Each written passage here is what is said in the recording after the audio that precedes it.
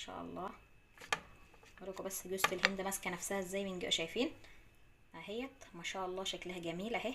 جوزة الهند طبعا من جوه ودايبه وشكلها طبعا تحفه ما شاء الله. واللي احنا عملناها برضو عشان تتاكدوا ان جواها جوزة الهند اهي، دي اللي احنا عملناها بعض بالسيليكون اهي. شايفين جوزة الهند من جوه اهيت زي ما احنا شايفين اهي ما شاء الله، ولا فكت ولا اي حاجه. طبعا محشيه من جوه، انت حطيته كره صغيره وشوكولاته من تحت وشوكولاته من فوق، فطلعت بالشكل النهائي اللي احنا شايفينه دوت.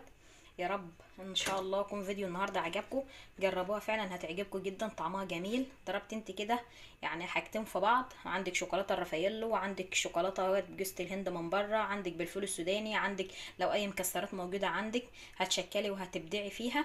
طبعا عندنا شوكولاته الباونتي اللي طبعا سعرها غالي، عملتها انت في البيت وان شاء الله الوصفه دي تعجبكم وطعمها تحفه بصراحه.